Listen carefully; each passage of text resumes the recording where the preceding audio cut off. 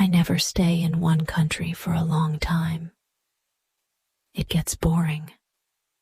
I like to move on, see new places, meet different people. It's a good life most of the time. When I need money, I get a fruit. In Europe, you can pick fruit most of the year. You need to be in the right country at the right time, of course. It's not easy work, but the money's not bad. I like to go south in the winter. Life is easier in the sun, and Northern Europe can get very cold in the winter. Last year, 1989 it was, I was in Venice for October. I did some work in a hotel for 3 weeks. Then I began slowly to move south. I always go by train when I can. I like trains. You can walk about on a train, and you meet a lot of people. I left Venice and went on to Trieste. There I got a cheap ticket for the slow train to Sofia in Bulgaria. This train goes all down through Yugoslavia and takes a long time, a day and a half. But that didn't matter to me. The train left Trieste at 9 o'clock on a Thursday morning. There weren't many people on it at first, but at Zagreb more people got on. 2 girls went along the corridor, past my carriage. They looked through the door, but they didn't come in. Then an old woman came in, sat down, and went to sleep. The 2 girls came back along the corridor and looked into the carriage again. The train left Zagreb, and I looked out of the window for about 10 minutes. Then I went to sleep too. When I opened my eyes again, the 2 girls were in the carriage. They looked friendly, so I said, "Hello?" "Hi," they said. "You're American," I said. "Or Canadian, right?" "American," the taller girl said. She smiled. "And you're 23, your name's Tom Walsh, you've got blue eyes, and your mom lives in Burnham-on-Sea, UK, right?" "How did you know all that?" I asked. The second girl laughed. "She looked at your passport. It's in your coat pocket." "Oh, right." My coat was on the seat next to me. I took my passport out of my pocket and put it back in my bag. "Who are you then?" I asked. They told me. Melanie and Carol from Los Angeles, USA. They liked Europe, they said. They knew a lot of places: Britain, Holland, Denmark, Germany, France, Spain, Italy, Yugoslavia, Bulgaria, Greece. "I'm going to Bulgaria now," I said. "Tour about a month. Then I'm going south for the winter, Cyprus, or perhaps North Africa." "Oh yes?" they said. "We love Bulgaria. Sofia's a great town. Wonderful." "What do you do about money?" I asked. "Well, you know," Carol smiled. "Sometimes we get a little job. This and that. But what about you?"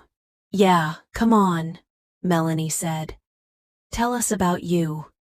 Tom Walsh with the blue eyes and the mum in Burnham-on-Sea. What are you doing with your life?" Hey? So I told them. They were nice girls. They were older than me, perhaps 27 or 28, but I liked them.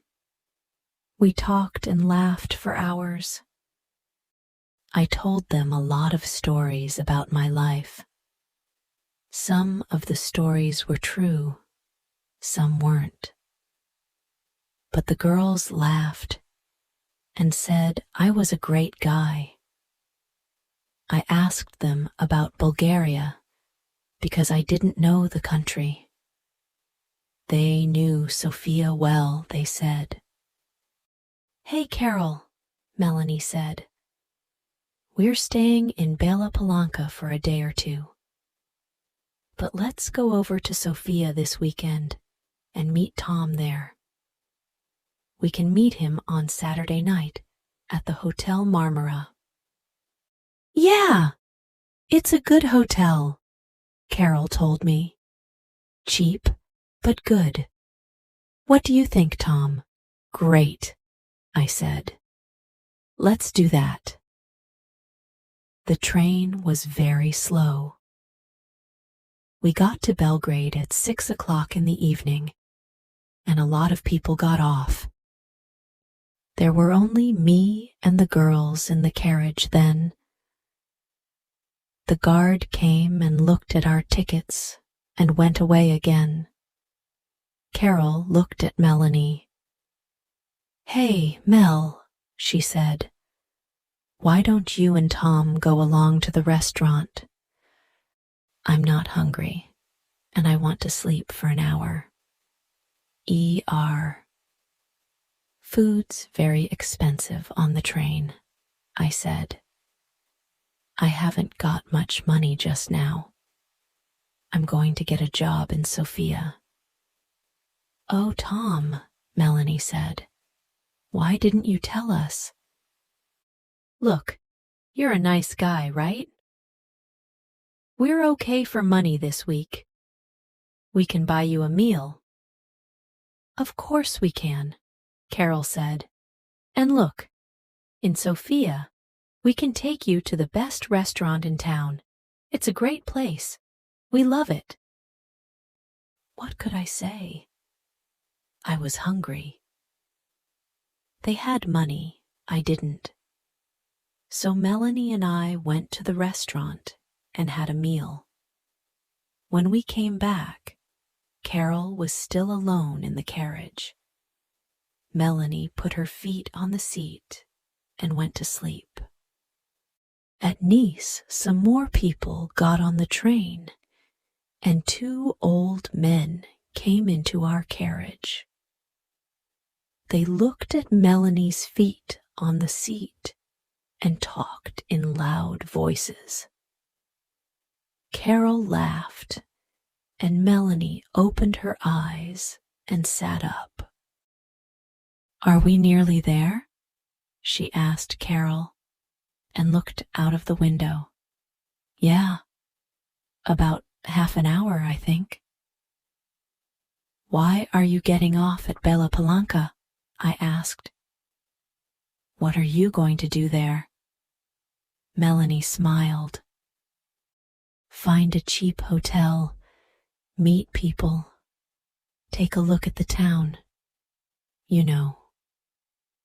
Just for a day or two, Carol said. But there's nothing there.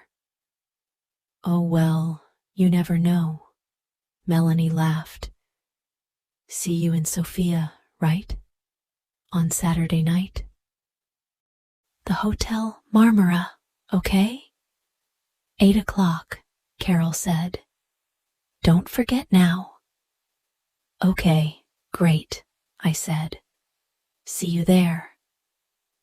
The train came into Bela Palanca and stopped. The 2 girls got off and stood on the platform. They smiled at me through the window. Saturday, 8 o'clock, Melanie shouted. Okay, I called. They couldn't hear me because of the noise in the station. They smiled again, picked up their bags, and walked away. Nice girls. I'm going to have a great time in Sofia, I thought. The train left Yugoslavia and crossed into Bulgaria at 2 o'clock in the morning. Then the train stopped at some village. I don't remember the name. I ate an apple and looked out of the window. Suddenly, there were a lot of policemen on the train. Everybody in the carriage sat up and began to talk. "What's happening?" I said in Italian to the old man next to me. "I don't know," he said in bad Italian. "Perhaps they're looking for somebody. Look, the police are taking some people off the train." Then 2 policemen came into our carriage, a tall, thin one and a short, fat one. They looked at everybody carefully, and then they looked at me again. "Come with us, please," the fat policeman said in English. "What? Me?" I said. "Why? What's the matter?"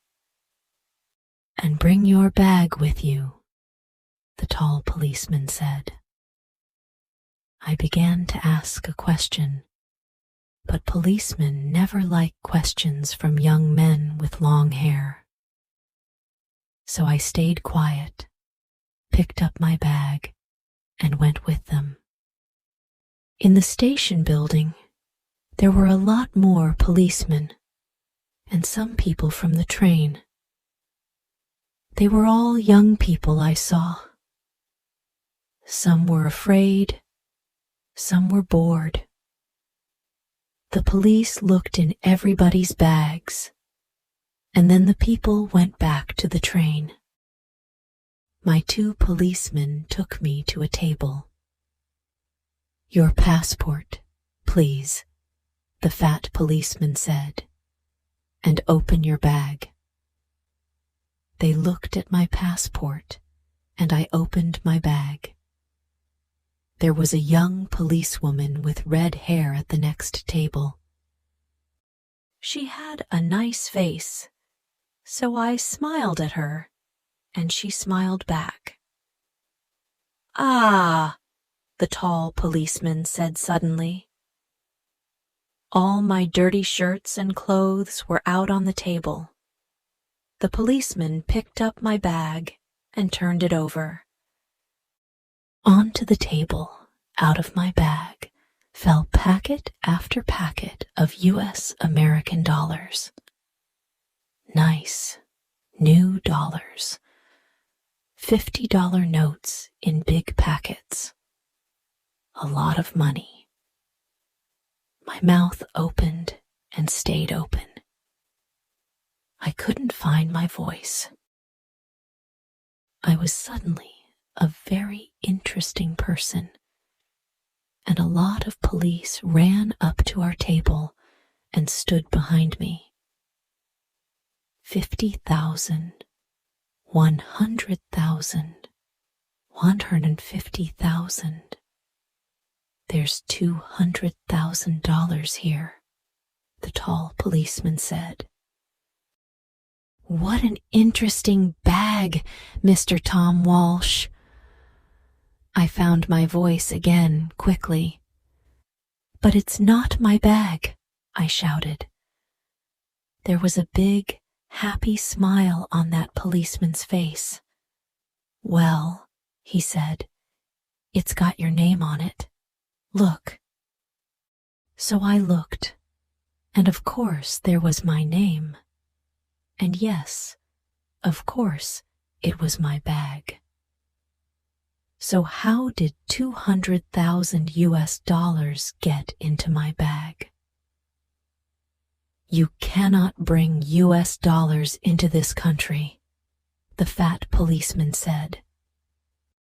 He had very short gray hair and little black eyes. He didn't smile once. But I didn't bring them, I said quickly. They're not my dollars. I never saw them before in my life, and there was a lot of noise in the station. I looked out of the window and saw my train. Slowly, it began to move. "Hey, 5," I shouted. "That's my train." The tall policeman laughed. It was a great day for him. "Oh no," he said. "You're not getting back on that train. You're staying here with us, in our beautiful country." He smiled happily. So I never got to Sofia on Saturday. I was very unhappy about that. I wanted to have a little talk with Melanie and Carol. Ask them 1 or 2 questions, you know. "You're a nice guy, Tom. See you in Sofia, okay? Take you to the best restaurant in town." "Yeah, great." And I never got down to Cyprus or North Africa that winter. Oh well, I live and learn. It's not an easy life in prison, but it's warm in winter, and the food's not bad. And I'm meeting some interesting people. There's a man from Georgia, USSR, Boris, his name is. He comes from a place by the Black Sea. He's a great guy. When we get out of here, he and I are going down to Australia. Brisbane, perhaps, or Sydney. Get a job on a ship. Start a new life. Yeah, next year's going to be okay.